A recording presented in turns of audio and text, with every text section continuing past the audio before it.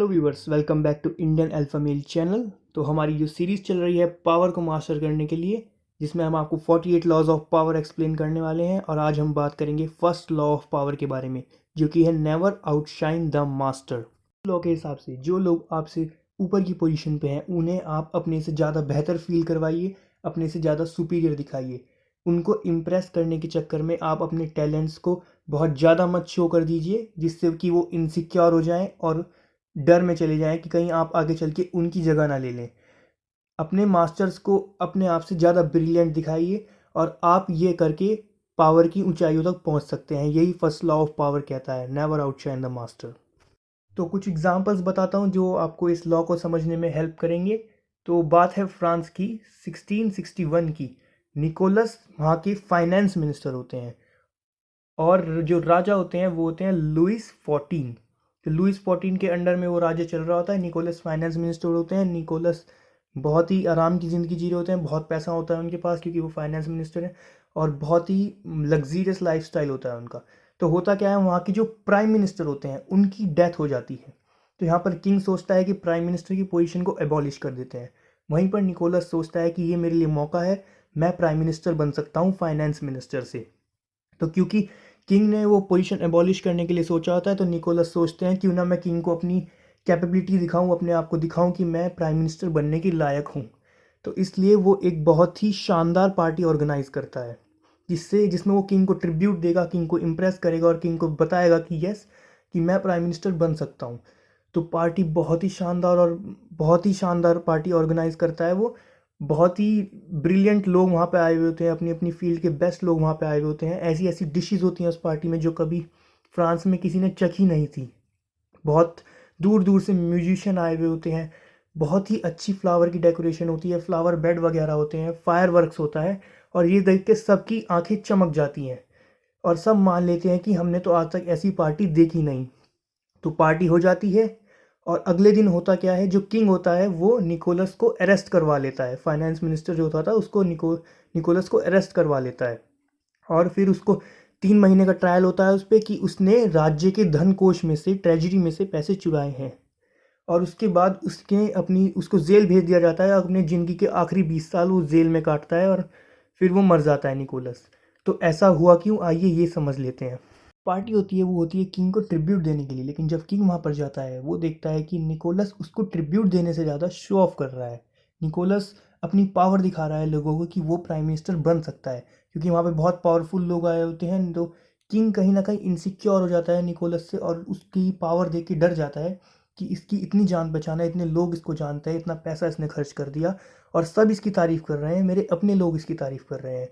तो किंग अपनी जगह पे बिल्कुल सही था, उसने निकोलस को अपने रास्ते से हटवा दिया, क्योंकि निकोलस आगे चल के उसकी पोजीशन भी ले सकता था, वो किंग भी बन सकता था। उसकी पॉपुलैरिटी देख के वो इतना ज़्यादा इनसिक्योर हो गया था। तो किंग अपनी जगह पे ठीक था। गलती यहाँ पर निकोलस की थी कि उसने अपने मास्टर को आउटशाइन करने की गलती करी। उसने अपने मास्टर के सामने अपनी पावर और खूबियाँ दिखा दी, जो कि हमें फर्स्ट लॉ ऑफ पावर कहता है कि नेवर आउटशाइन द मास्टर। तो एक और एग्जांपल मैं आपसे यहाँ पे शेयर करना चाहूँगा। एस्टोरी नाम के एक प्रिंस थे और इनके बारे में ये चर्चे थे कि वो पूरे इटली के सबसे हैंडसम मैन है, सबसे हैंडसम आदमी है एस्टोरी पूरे इटली का। तो 1500 में हुआ क्या, सीज़र बोरिया नाम के एक वहाँ पे रूलर ने अटैक कर दिया और वो बहुत ही क्रूअल रूलर था और सबको लगा कि वो सबको मार देगा। लेकिन पता नहीं कैसे उसने सबको छोड़ दिया और वो डायरेक्ट पैलेस में गया। उसने पैलेस कैसल पे कब्जा कर लिया और सबको छोड़ दिया। और जो एस्टोरी थे, वहाँ के प्रिंस थे, उनको उल्टा उसने अपने पैलेस में एक जगह ली रूल करने के लिए और उन्हें फ्रीडम दी कि आप रूल कर सकते हैं मेरे अंडर में रहकर। लेकिन फिर कुछ टाइम बाद क्या हुआ, कुछ हफ्तों बाद ही एस्टोरी जो वहाँ पे पुराने वाले प्रिंस थे उनकी लाश मिली नदी में से और एक बहुत बड़ा पत्थर रस्सी के थ्रू उनके गले से लिपटा हुआ था। ये देखते हैं ऐसा हुआ क्यों। तो जो एस्टोरी था, जो पुराना प्रिंस था, वो बहुत ही साफ दिल का था, उसको वहाँ के लोग बहुत ज़्यादा पसंद करते थे। और जब बोरिया ने वहाँ पे अटैक करके उसको एक पोजीशन दे दी थी, उसके बाद बोरिया को उससे इनसिक्योरिटी फील हुई, क्योंकि एक तो वो बहुत ज़्यादा हैंडसम था और वहाँ के लोग बोरिया से ज़्यादा एस्टोरी को पसंद करते थे जो पुराना प्रिंस था। तो उसको लगा कि एस्टोरी को रास्ते से हटाना पड़ेगा, नहीं तो ये आगे चल के मेरे लिए मुसीबत क्रिएट कर सकता है। तो उसने उसको मरवा दिया और उसका रीज़न ये दिया कि एस्टोरी में उसके खिलाफ एक षड्यंत्र रच रहा था।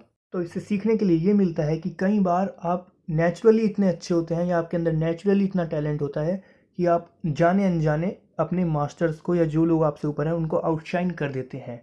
तो इसके लिए आपको ये चीज़ ध्यान रखनी होगी कि जाने अनजाने में भी आपको जो आपके क्रूअल मास्टर्स हैं उनको आउटशाइन नहीं करना है। उनके सामने आपको अपनी हॉबीज़ और टैलेंट शो नहीं करने हैं, उनको ही सुपीरियर फील करवाना है। तभी आप टारगेट नहीं रहेंगे, आप बचे रहेंगे। एक और एग्जांपल मैं आपसे यहाँ पे शेयर करता हूँ। तो बात है जापान की 1591 की। तो रिकू नाम का एक राजा का सबसे वफादार और सबसे चहीता और सबसे पसंदीदा आदमी था।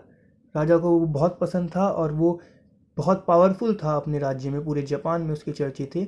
यहाँ तक कि जो पैलेस था राजा का, वहाँ पर उसका एक खुद का अपार्टमेंट था। रिकू का जो राजा का आदमी था उसका एक पर्सनल अपार्टमेंट था।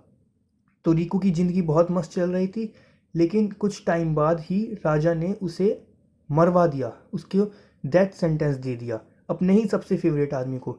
तो आइए देखते हैं ऐसा हुआ क्यों।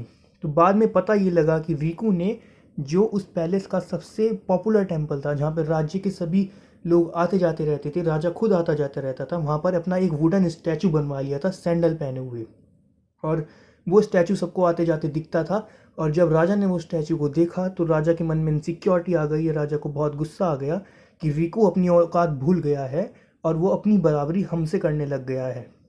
और वहाँ के लोग जो हैं वो रिकू को पसंद भी बहुत करते थे।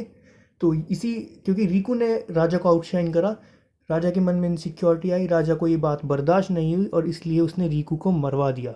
तो इससे सीखने के लिए ये मिलता है कि अगर आपका मास्टर आपको पसंद भी करता है बहुत ज़्यादा, तो भी आप गलती से भी उसको आउटशाइन करने की कोशिश मत कीजिएगा, क्योंकि ये भी लॉन्ग रन में आपको नुकसान दे सकता है। तो इस लॉ को आप अपने फ़ायदे के लिए कैसे इस्तेमाल कर सकते हैं, आइए जान लेते हैं। तो आपको अपने मास्टर की, जो लोग आपसे ऊपर हैं, उनकी बढ़ चढ़ के प्रेज़ करना है, लेकिन ज़्यादा भी मत कीजिएगा, क्योंकि आपके साथ काम करने वाले जो लोग हैं उनको दिख सकता है कि आप ज़्यादा ही चमचागिरी कर रहे हैं, ज़्यादा ही बटरिंग कर रहे हैं। तो ये प्रेज़ करना काफ़ी इफ़ेक्टिव रहता है। आप अपने मास्टर से हेल्प ले सकते हैं और थोड़ी थोड़ी गलतियाँ भी कर सकते हैं जो लॉन्ग टर्म में आपको नुकसान न दे, और उनकी बदले में आप अपने मास्टर से हेल्प ले सकते हैं। इसलिए इससे होगा क्या कि आप अपने मास्टर को बहुत हार्मलेस लगेंगे और आपके मास्टर को आपसे कोई नुकसान फील नहीं होगा मास्टर को। और जो लोग हैं उनको आप आउटशाइन करने दीजिए, अपने आप को भी और मास्टर को भी। मास्टर का ध्यान उनकी तरफ रहेगा, मास्टर उनको काउंटर करने में लगा रहेगा और आप अपनी पोजीशन पे स्ट्रांग बने रहेंगे मास्टर के सपोर्ट के साथ। कोई आइडिया या कोई बहुत अच्छी एडवाइस आपके दिमाग में आती है जो आप लोगों को बताना चाहते हैं तो आप बताइए, लेकिन यही दिखाइए कि ये आइडिया और एडवाइस मास्टर की है, आप सिर्फ आवाज़ हैं।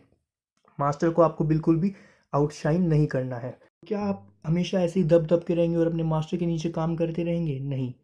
पावर जो है वो समय के साथ साथ कम होती रहती है। तो आपको पेशेंस से काम लेना है। जब आपको लगे कि आपका मास्टर जो है अपनी पोजीशन पे अब इतना स्ट्रांग नहीं रहा, उसकी पावर कम हो रही है, तब आप सब लोगों के सामने और अपने मास्टर को खुल के आउटशाइन कर सकते हैं और अपने मास्टर को हटा सकते हैं और उसकी जगह ले सकते हैं और पावर की ऊंचाइयों तक पहुंच सकते हैं। तो यही था first law of power, never outshine the master.